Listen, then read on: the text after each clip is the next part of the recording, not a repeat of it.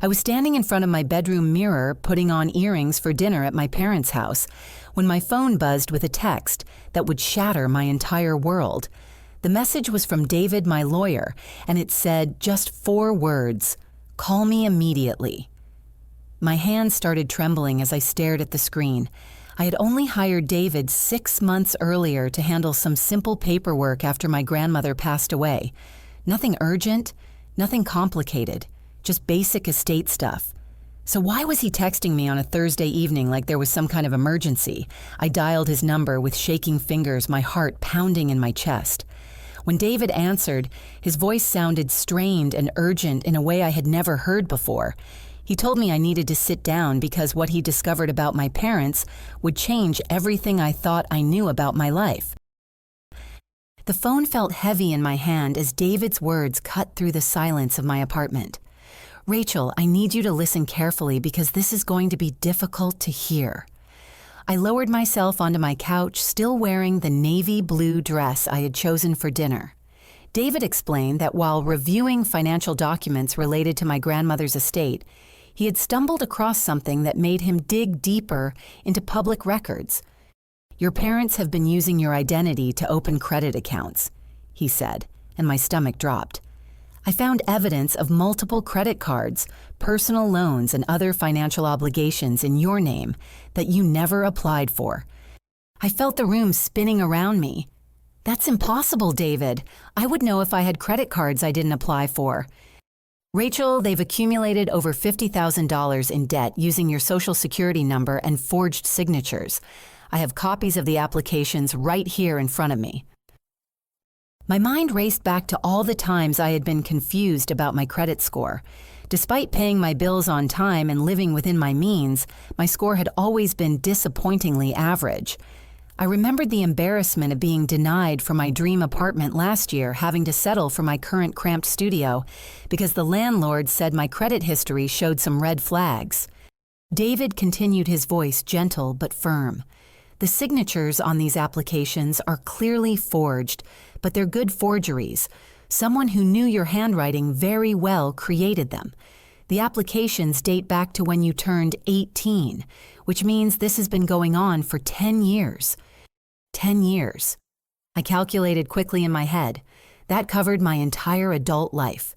Every major financial milestone, every time I wondered why things seemed harder for me than my friends, every rejection that left me questioning my responsibility with money.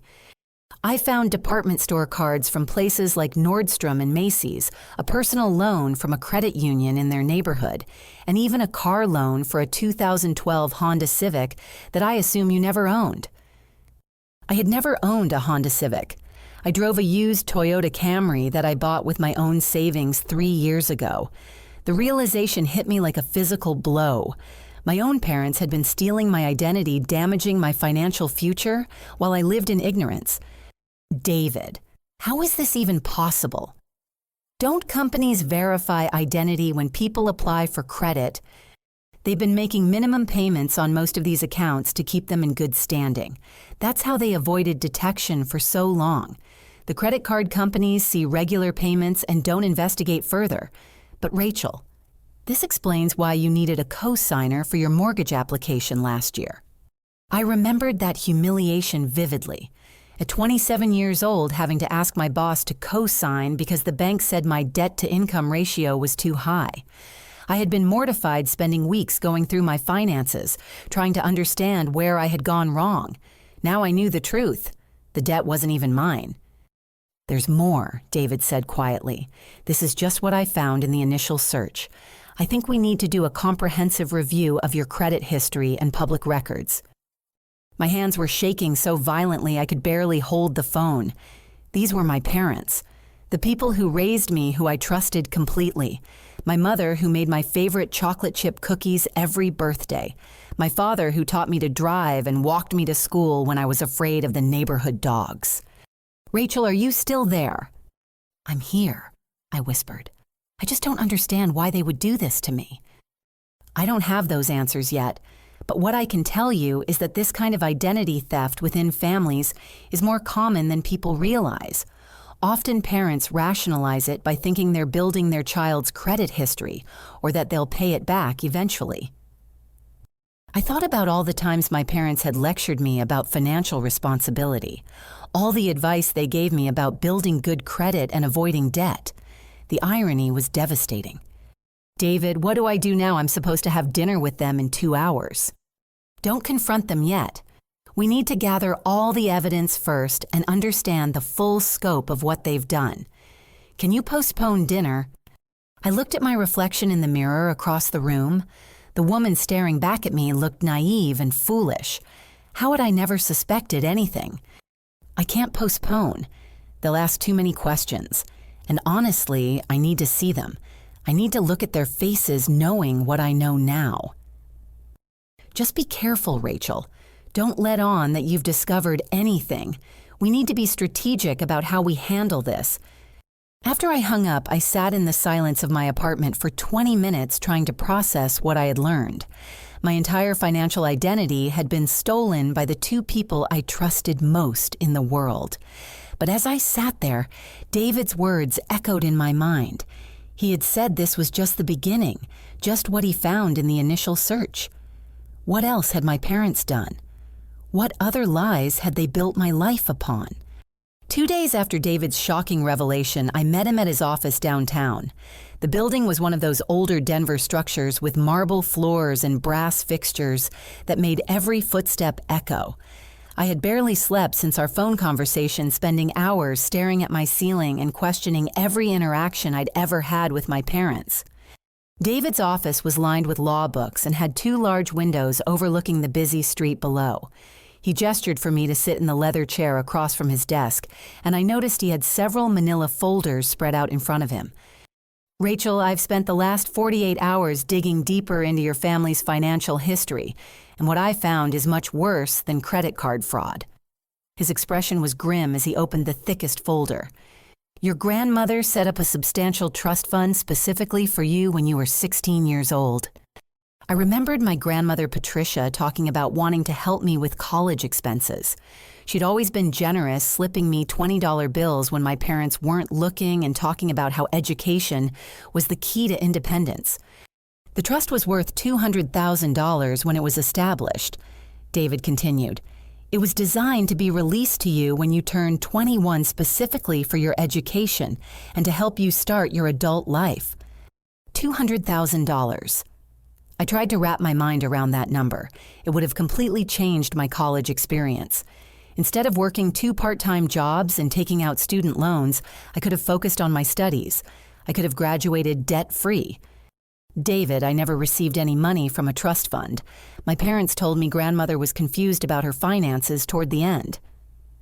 That's where this gets complicated. David pulled out a stack of documents. "Your grandmother did change the beneficiary on the trust about 6 months before she died, but not because she was confused. According to these legal documents, your parents convinced her to temporarily transfer the beneficiary status to them for what they claimed were tax purposes." I felt my chest tighten. Tax purposes. "They told her that if the money went directly to you, there would be significant tax penalties because you were still in college and had no established income. They promised her they would handle the transfer to you after the estate was settled and the tax issues were resolved." David showed me the paperwork with my grandmother's signature, witnessed by a notary. Everything looked official and legitimate. "But they never transferred the money to you," he continued. "Instead, they deposited it into their personal checking account in March 2015. I have the bank records right here. March 2015. I was finishing my junior year of college, working at a campus coffee shop and barely making ends meet. I remembered calling my parents that month to ask if they could help with textbook costs, and my mother telling me they were struggling financially and couldn't spare anything. Where did the money go? I asked, though I was afraid to hear the answer. David pulled out bank statements and highlighted several large transactions. They paid off their mortgage, which had about $75,000 remaining. They bought a new Lexus SUV for $32,000, and they took 3 expensive vacations over the following 18 months, including a 2-week cruise to Alaska and a trip to Europe. I stared at the bank statement, seeing the evidence in black and white. While I was eating ramen noodles and working late shifts to pay for my education, my parents were living comfortably off money that was meant for me. "I remember those vacations," I said quietly. "They told me they had been saving for years and finally decided to treat themselves before they got too old to travel." "There's more, Rachel. I found the original trust documents in your grandmother's estate files. She had very specific instructions about how she wanted the money used. College expenses, a down payment for your first home, or starting a business. She wanted to give you financial independence. I thought about my grandmother, how proud she had been when I graduated high school with honors. She had pulled me aside at my graduation party and whispered that she was going to make sure I had opportunities she never had. I thought it was just grandmotherly encouragement, but she had actually put her money where her words were. Did my grandmother know they never transferred the money to me?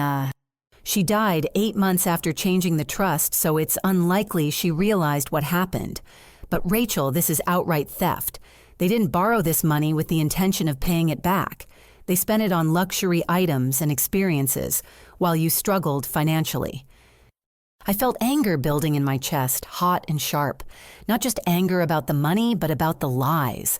Every time I thanked my parents for their sacrifices, every time I felt guilty about my student loans, every time I wondered why other people my age seemed to have more opportunities. The answer was sitting in their bank account. "Can we get the money back?" "That's complicated.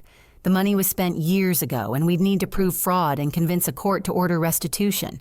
But Rachel, there's something else I need to tell you about what I found." The way David said those words made my blood run cold. I had thought learning about the stolen inheritance was the worst of it, but his expression suggested there were more devastating revelations to come. "What else did you find?" "Evidence that they're still actively using your identity for financial gain. This isn't just about past mistakes or one-time theft. They've made you financially responsible for debts and obligations you know nothing about." I gripped the arms of my chair, preparing myself for whatever David was about to tell me. My parents hadn't just stolen from my past, they were apparently still stealing from my future. David opened another folder, this one, containing what looked like mortgage documents and property records. "Rachel, do you own any real estate besides your apartment?" "No, I rent my studio apartment. I've never owned property." "According to these documents, you're the co-owner and co-signer on a rental property in Lakewood." David spread the papers across his desk. "Your parents purchased this house 3 years ago, and they used your income information and credit score to qualify for the mortgage." I leaned forward to examine the documents. There was my name spelled correctly and what appeared to be my signature on multiple pages of mortgage paperwork. The property address was on Pine Street in a neighborhood I rarely visited. "I never signed these documents, David. I've never even seen this house." "I know. The signatures are forged just like the credit card applications. But these forgeries are even more sophisticated because mortgage fraud carries serious federal penalties. Your parents had to provide employment verification, pay stubs, and bank statements showing your income." David showed me fake employment verification letters on letterhead from my actual workplace, claiming I earned $65,000 annually, when my real salary at the time was $42,000. The documents looked completely authentic down to the company logo and formatting. How did they get official letterhead from my company? My guess is they either stole it when they visited your office for your birthday party 2 years ago, or they recreated it digitally. Either way, they provided false income information to secure a larger loan than they could qualify for on their own. I remembered that birthday party. My parents had insisted on taking me out to lunch and meeting my coworkers. My mother had complimented our office setup and asked detailed questions about my job responsibilities and salary range. I thought she was just being interested in my career. "The purchase price was $320,000, David continued. "They put down $64,000 and financed the rest. The monthly mortgage payment is $2,100. "Are they making the payments?" "Yes, they've been current on the mortgage. The house is rented to a family for $2,400 a month, so they're making a small profit. But Rachel, here's the critical issue: you're legally responsible for this debt. If something happens to the rental income, if the tenants stop paying or damage the property, if the market value drops significantly, you could be on the hook for the full mortgage balance. I felt dizzy as the implications sank in. How much do I supposedly owe? The current mortgage balance is approximately $230,000. Plus, if there were ever a foreclosure, you'd be responsible for any deficiency between the sale price and the loan balance, plus legal fees and penalties. $230,000. That was more than 5 times my annual salary.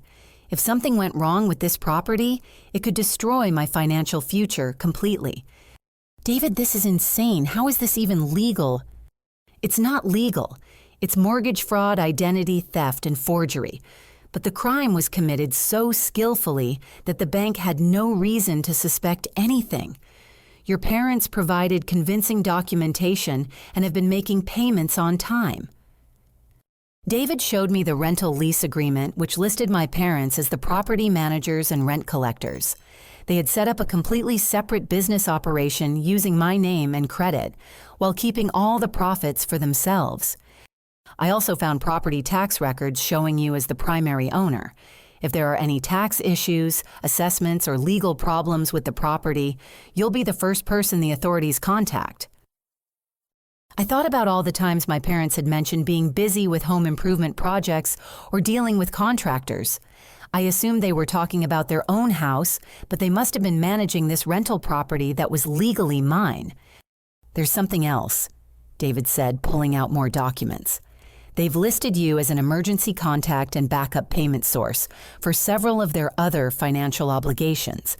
If they default on their car payments, credit cards, or utilities, the companies have your contact information and could pursue you for payment. I realized my parents had been systematically entangling my financial identity with theirs.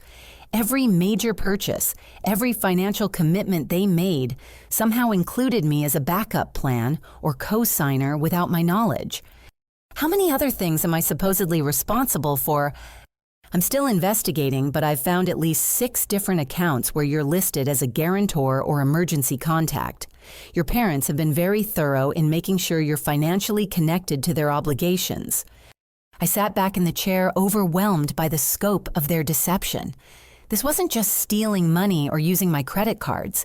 They had made me an unwilling business partner in their financial lives while keeping me completely unaware of the risks they were creating for my future. David, what happens if I try to remove myself from these obligations? That's where it gets complicated. For the mortgage, you'd need to prove fraud and potentially face the reality that the bank might demand immediate payment of the full loan balance. For the other accounts, we'd need to contact each company individually and provide evidence of identity theft. I thought about my parents probably sitting at home planning our next family dinner, completely unaware that I had discovered their elaborate financial scheme. How long had they been planning this? How many other lies had they built my life upon? Rachel, there's one more thing I need to tell you about what I found, and it's potentially the most serious. My heart sank. I had thought the mortgage fraud was the worst possible discovery, but David's expression suggested there was something even more dangerous that I needed to know about. David's expression grew even more serious as he reached for the final folder. Rachel, what I'm about to tell you could potentially result in criminal charges against you if the authorities discover it. Criminal charges. The words hit me like ice water. What are you talking about? Your parents filed an insurance claim 2 years ago for water damage to their house, but they didn't file it as the homeowners. They filed it with you listed as the primary policyholder and resident of the property. David showed me insurance documents that made my stomach turn. There was my name on a homeowner's insurance policy for my parents' address, with my forged signature on multiple claim forms. According to these documents, you live in your parents' house and suffered significant personal property losses during a basement flood in January 2023. The insurance company paid out $15,400 for damaged electronics, jewelry, furniture, and personal belongings, supposedly belonging to you. I had never lived in my parents' house as an adult, and I certainly hadn't suffered any property losses in a basement flood. I remembered them mentioning some water damage that winter, but they said their insurance covered it, and everything was fine. David, I don't understand how this is possible. Don't insurance companies investigate claims this size? They do, but your parents were clever about staying under the threshold that triggers automatic investigation. $15,000 is significant, but not large enough to raise immediate red flags. Plus, they provided detailed receipts and documentation for every item they claimed. David spread out pages of receipts for electronics jewelry designer handbags and furniture, all supposedly belonging to me. The descriptions were specific: a MacBook Pro laptop, a diamond necklace, a leather couch, a 60-inch television. I don't own any of these things, I said, scanning the fabricated inventory. Where did they get these receipts? Some appear to be altered receipts from legitimate purchases they made for themselves. Others look like they might be completely fabricated using online receipt generators. But the insurance company accepted them as valid documentation. The implications were terrifying. I could be charged with insurance fraud, which I knew was a felony. Even if I could prove my innocence, eventually the legal process could ruin my career and drain my savings. There's more, David continued. I found evidence that your parents have been claiming you as a dependent on their tax returns for the last 3 years, despite you filing your own independent returns. I felt like the ground was shifting beneath me. That's impossible. I file my own taxes every year.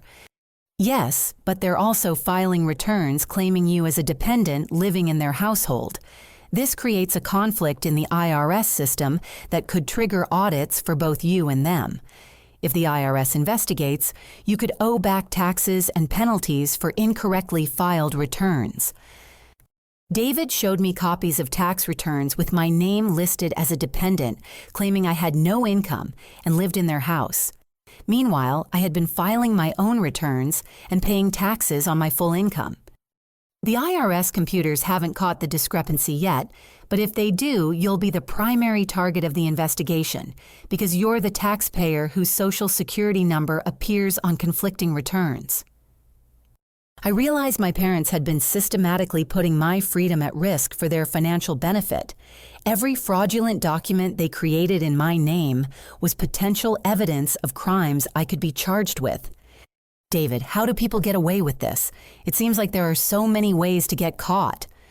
Unfortunately, identity theft within families often goes undetected for years because the victims don't regularly monitor all their financial records. Parents have access to their adult children's personal information, and companies often don't verify relationships when family members call with questions about accounts. I thought about all the times my parents had asked seemingly innocent questions about my work, my finances, my Social Security number for family insurance purposes. They had been gathering information to fuel their fraudulent activities. I also found evidence that they've been receiving copies of your bank statements and credit reports through an old address, forwarding service you probably forgot to cancel when you moved. I remembered setting up mail forwarding when I moved to my current apartment, but I thought I had canceled it after a few months.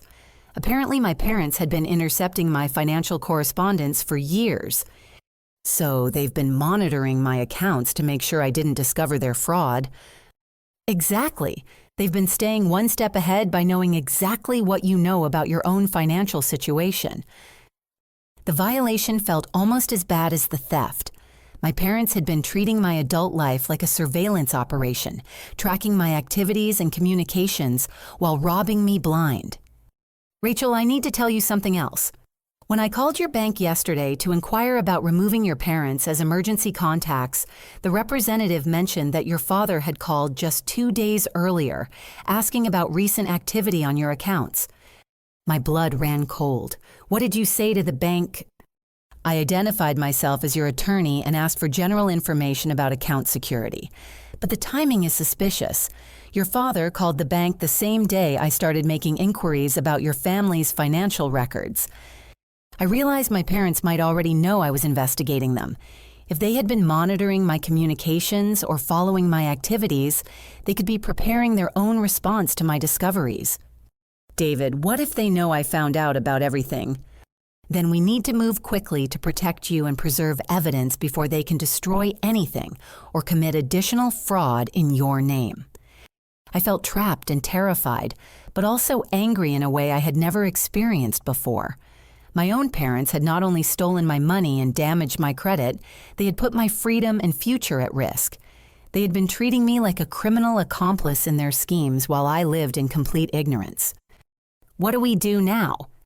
We need to contact law enforcement and start the process of documenting everything they've done. But Rachel, you need to be prepared for the possibility that your parents might try to claim you were involved in their activities or that you knew about them all along. The thought of my parents trying to frame me for their crimes was almost too much to bear.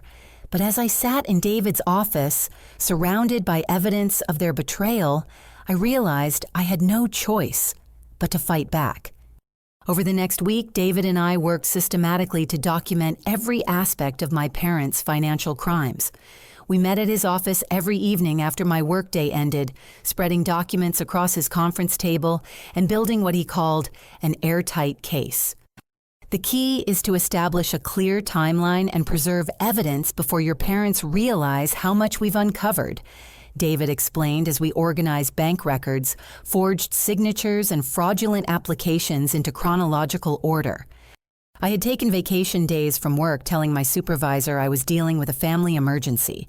It wasn't technically a lie, though the reality was far worse than anything my boss could have imagined.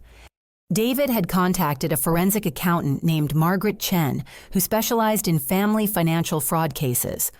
Margaret was a no-nonsense woman in her 50s who had been analyzing white-collar crimes for over 20 years.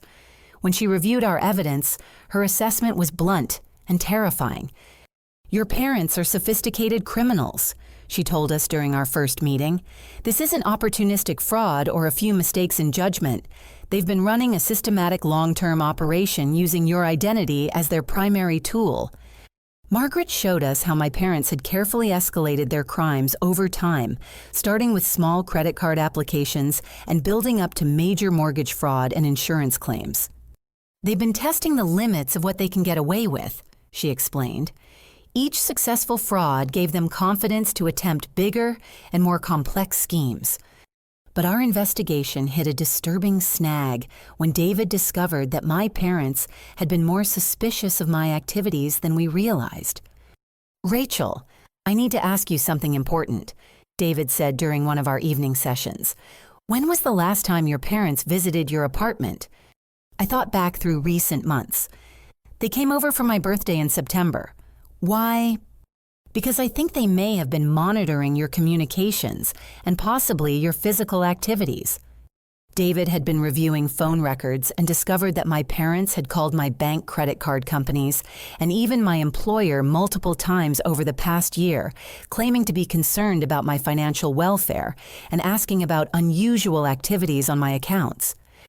They've been calling as worried parents saying they noticed changes in your spending patterns or received concerning calls about your credit.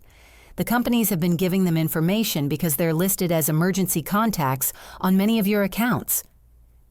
I realized my parents had been systematically tracking my financial life while committing crimes in my name.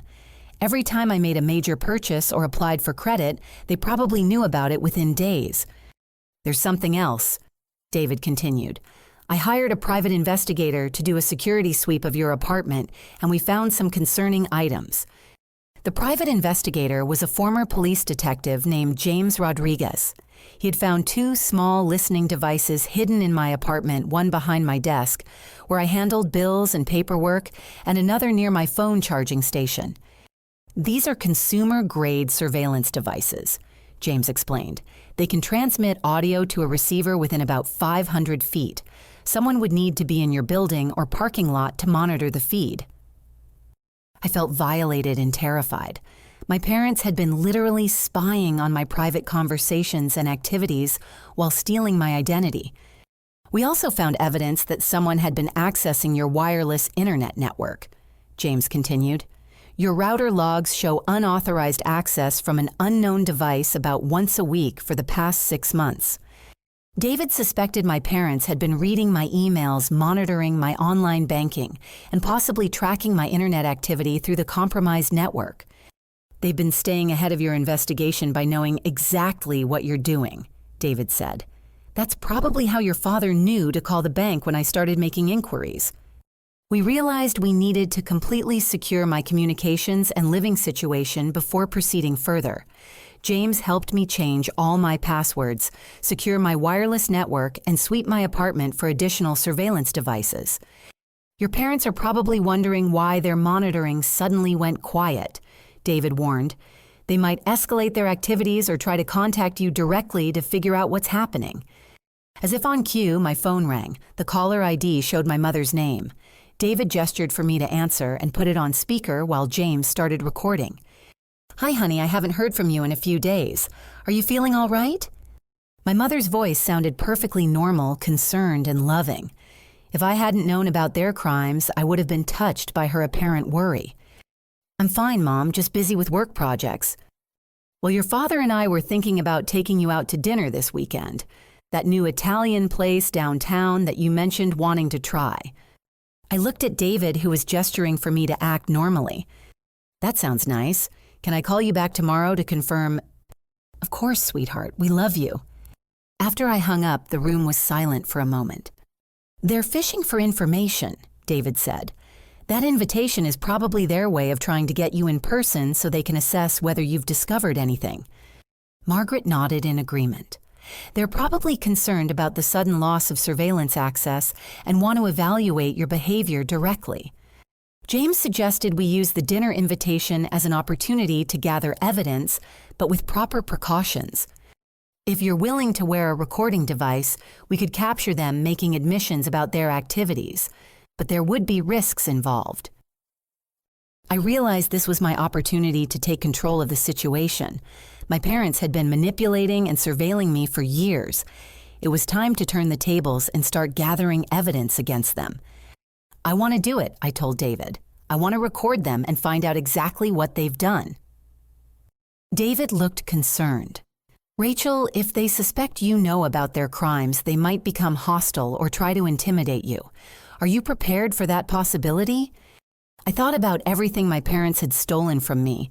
My inheritance, my credit, my financial security, my privacy, and my trust. They had been treating me like a victim and a tool for years, while I remained completely unaware. "I'm tired of being their victim," I said. "It's time for them to face the consequences of what they've done."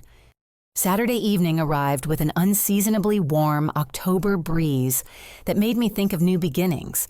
I stood in front of my bathroom mirror applying lipstick and checking the small recording device James had helped me conceal in my jacket. The plan was simple: have dinner with my parents, guide the conversation toward their financial activities, and capture them admitting to their crimes. David and James were parked across the street from the restaurant monitoring the audio feed and ready to call law enforcement if the situation became dangerous. I had never felt more nervous or more determined in my life. The Italian restaurant my parents had chosen was upscale and dimly lit with white tablecloths and soft jazz playing in the background. They were already seated when I arrived, and my father stood to hug me like he had done thousands of times before. For a moment, I almost forgot why I was there. "You look beautiful, sweetheart," my mother said, kissing my cheek. "That jacket is stunning." The jacket that was hiding evidence-gathering equipment while I prepared to confront the people who raised me. We ordered appetizers and made small talk about work and weather, but I could sense my parents studying my behavior more carefully than usual. My mother asked detailed questions about my job, my finances, and whether I had been receiving any unusual phone calls or mail. "Actually, Mom, I've been wondering about something," I said, deciding to start with a gentle approach. "Do you remember when Grandma used to talk about helping me with college expenses?" I watched my parents exchange a quick glance. "Your grandmother said a lot of things toward the end," my father replied. "She was confused about her finances and made promises she couldn't keep. But she seemed so certain about wanting to help me. She mentioned specific amounts and talked about setting money aside." My mother reached across the table and patted my hand. Honey, your grandmother had dementia. She lived in a fantasy world where she thought she had more money than she actually did. We tried to explain that to you at the time. I knew they were lying, but hearing them dismiss my grandmother's intentions so casually made me angry. What about my credit history? I continued. I've been checking my credit reports lately, and some things don't look right. The temperature at our table seemed to drop 10 degrees. What kind of things? My father asked, his voice carefully neutral. Credit cards and loans that I don't remember applying for, accounts that show activity from when I was younger. My parents exchanged another look, and I could see them calculating their response. Rachel, we may have helped you apply for some accounts when you turned 18, my mother said. It was to help you build credit history for when you needed it later. Help me apply, I don't remember that. You were busy with school and work, my father said. We handled the paperwork and made sure everything was set up properly. We've been making the minimum payments to keep your credit in good standing. They were admitting to forging my signature and managing accounts without my knowledge, and the recording device was capturing every word. What about the house in Lakewood? I asked, deciding to push further. The color drained from my father's face. What house in Lakewood? The rental property that I'm apparently the co-owner of. My parents sat in stunned silence for nearly 30 seconds. I could see them trying to figure out how I had discovered the property and what else I might know. Rachel, we can explain that, my mother said finally. We bought that house as an investment for your future. We put your name on the paperwork so you would build equity and have property ownership history. Without telling me, without asking my permission. We were going to surprise you, my father said. We wanted to present it to you as a gift when you were ready to settle down. The lies were getting more desperate and elaborate. They were claiming that committing mortgage fraud was actually a generous gift they had been planning to surprise me with.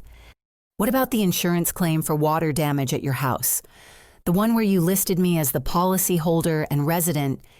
This time the silence stretched even longer. I could see my parents realizing that I knew far more than they had anticipated. Who told you about that? My mother asked, her voice sharper than before. Does it matter? What matters is that you committed insurance fraud using my identity, and I could face criminal charges for your crimes. My father leaned forward, his expression hardening. Rachel, you're being manipulated by someone who doesn't understand family financial arrangements. We've always acted in your best interests. By stealing my inheritance and committing fraud in my name. We never stole anything, my mother snapped. That trust fund money was used for family expenses and investments that benefit all of us. Investments like your European vacation and your new Lexus. I could see my parents becoming defensive and hostile as they realized their lies weren't working. Rachel, you're having some kind of breakdown, my father said. Maybe we need to get you some professional help. Professional help like psychiatric evaluation. You're clearly not thinking rationally about family financial matters, my mother added. You're believing conspiracy theories from strangers instead of trusting the people who raised you. They were trying to gaslight me, making me doubt my own sanity and evidence. But I had prepared for this tactic. So you're saying the bank records, forged signatures, and fraudulent documents are all conspiracy theories. We're saying you're misunderstanding normal family financial arrangements, my father said. And frankly, we're concerned about your mental state. My mother nodded. Your grandmother showed similar signs of paranoia and confusion before we had to get her professional help. They were threatening to have me committed for psychiatric evaluation just like David had warned they might. But instead of intimidating me, their threats made me angrier and more determined. Actually, I think you're the ones who need professional help, I said. Professional help from attorneys and law enforcement. I saw my father's eyes widen as he realized I was recording our conversation. Are you wearing a wire? He demanded. I'm documenting our conversation for legal purposes. My mother started to stand up. We're leaving. You need to get help, Rachel. Actually, you're not leaving, said a familiar voice behind me. I turned to see David approaching our table, followed by 2 police officers and Detective Sarah Williams from the Denver Police Department's Financial Crimes Unit. "Mr. and Mrs. Patterson, you're under arrest for identity theft, mortgage fraud, insurance fraud, and conspiracy to commit financial crimes." The restaurant went silent as other diners watched my parents being handcuffed at our table. My mother was crying and claiming this was all a misunderstanding, while my father was demanding to speak to his attorney. "Rachel, how could you do this to your own family?" My mother sobbed as the officers led her away. But I felt no guilt, only relief. For the first time in years, I was free from their manipulation and lies. Detective Williams sat down across from me as the officers processed my parents. "Ms. Patterson, your attorney, has provided us with substantial evidence of financial crimes committed against you. The recording you just made will be additional evidence in the case against them." I realized I was shaking, but not from fear. I was shaking from the adrenaline of finally standing up to the people who had been controlling and exploiting me for so long. "What happens now?" I asked. "Now we build a case and make sure justice is served," Detective Williams replied, "and you start the process of reclaiming your life and your financial independence." As I walked out of the restaurant with David, I felt like I was stepping into a completely new existence. My parents' reign of financial terror was over, and for the first time in my adult life, I was truly free. 6 months later, I stood in the same courthouse where my parents had been sentenced to federal prison terms for their financial crimes. The judge had been thorough and unforgiving in his assessment of their systematic fraud and identity theft operation. My father received 4 years in federal prison and was ordered to pay $237,000 in restitution. My mother received 3 years and was ordered to pay $115,000. The court also mandated the liquidation of their assets, including their house and the fraudulent rental property, to compensate me for the stolen inheritance and damages to my credit and financial standing. Detective Williams had told me that my case was one of the most comprehensive family financial fraud schemes she had investigated in her 15-year career. The evidence David and I gathered had made prosecution straightforward and conviction inevitable. "Your parents showed no remorse during the investigation or trial," she explained after the sentencing. "They continued to claim they were acting in your best interests, even when faced with overwhelming evidence of their crimes." The financial recovery process had been complex but ultimately successful. David worked with forensic accountant Margaret Chen to trace every dollar my parents had stolen and every fraudulent account they had opened in my name.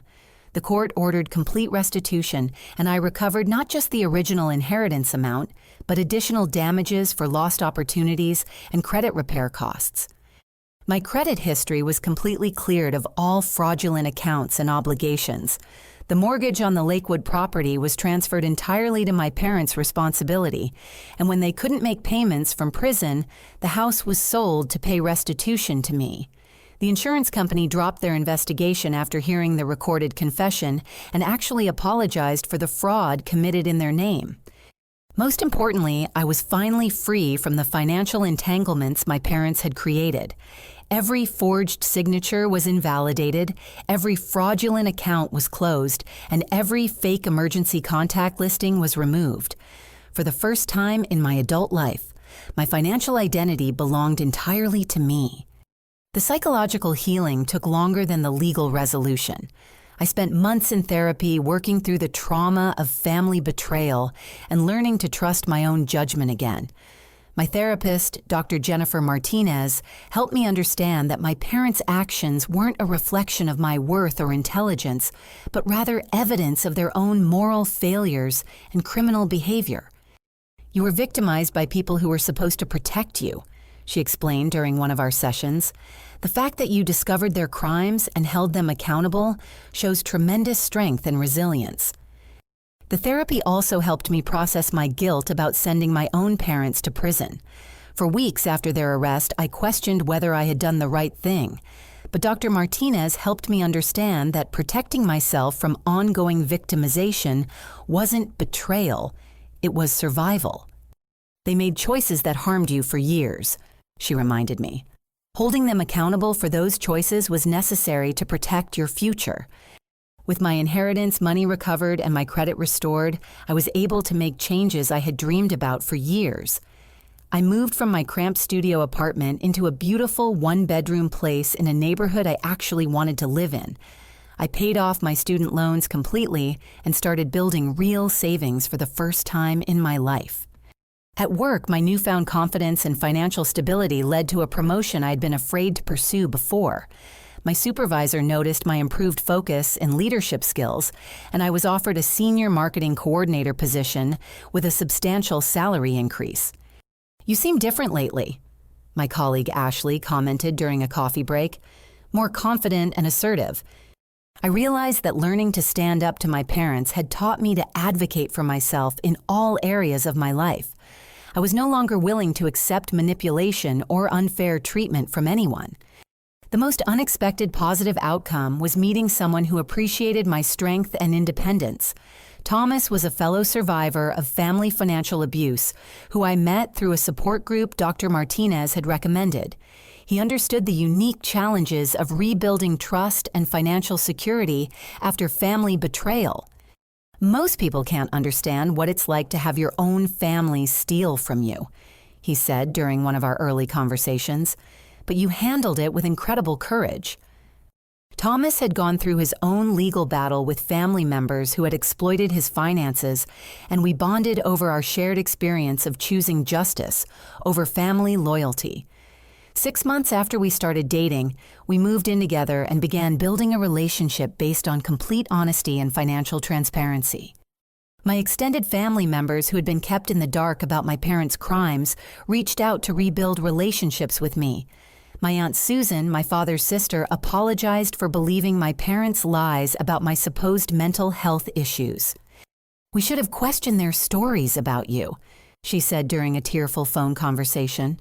"Your parents were always good at making themselves look like victims." I learned that my parents had been telling relatives I was unstable and making false accusations against them. But when the criminal convictions became public record, the truth was undeniable. My grandmother's older sister, my great-aunt Helen, contacted me with additional information about the stolen inheritance. "Your grandmother specifically told me she wanted you to have that money for college and independence," she said. "She was so proud of your achievements and wanted to make sure you had opportunities." Learning more about my grandmother's intentions helped me understand that recovering the money wasn't just about financial justice, it was about honoring her wishes and love for me. A year after my parents' sentencing, I received my first letter from my mother in prison. She claimed to have found religion and asked for my forgiveness, but the letter was filled with self-pity and continued justifications for her crimes. I showed it to Dr. Martinez, who helped me understand that I had no obligation to reconcile with people who had victimized me, regardless of our biological relationship. "Forgiveness doesn't require relationship," she explained. "You can forgive them for your own peace of mind without allowing them back into your life." I chose not to respond to the letter or any subsequent attempts at contact from my parents. I had built a new life based on truth, respect, and healthy relationships, and I wasn't willing to let their manipulation back into my world. The most meaningful outcome of the entire experience was discovering my own strength and resilience. I had survived years of systematic financial abuse and come out stronger on the other side. I learned to trust my instincts, advocate for myself, and build relationships based on mutual respect rather than obligation. Today, I work as a volunteer with the Colorado Coalition Against Family Financial Abuse, helping other victims navigate the legal system and emotional recovery process. My experience taught me that family financial abuse is more common than most people realize, and that victims often struggle with guilt about protecting themselves from relatives who are exploiting them. The hardest part is accepting that biology doesn't excuse criminal behavior, I tell other survivors. You have the right to protect yourself from anyone who is harming you, even if they're family. Looking back on everything that happened, I realized that my lawyer's urgent text message that Thursday evening was the beginning of my real life. Everything before that moment was built on lies and manipulation. Everything after has been authentic, honest, and genuinely mine. I kept David as my attorney and friend, and he continues to help me maintain the financial protections we put in place during the investigation. Margaret Chen became a mentor who taught me advanced strategies for monitoring my credit and protecting my identity. Detective Williams checks in occasionally to update me on new developments in family financial crime prevention. Most importantly, I learned that trust is earned through consistent, honest behavior, not demanded because of family relationships. The people in my life now have proven their integrity through their actions, not their biology. My new life is built on a foundation of truth, financial security, and emotional healing. I wake up every morning knowing that my financial identity belongs to me. My relationships are based on mutual respect, and my future is entirely under my control. The terrible truth my lawyer discovered about my parents ultimately set me free from a lifetime of financial bondage I didn't even know I was trapped in. Sometimes the most painful revelations lead to the most beautiful transformations. Have you ever had to choose between family loyalty and protecting yourself from harmful behavior? How do you think you would handle discovering that your closest family members had been systematically betraying your trust? I'd love to hear your thoughts in the comments below, and please remember to like this video. Subscribe for more stories about overcoming family challenges, and share this with anyone who might need to hear that they have the right to protect themselves from financial abuse, even within their own family. Thank you for listening to my story, and I hope it reminds you that no matter how difficult your situation might seem, you have the strength to fight for the truth and build the life you deserve.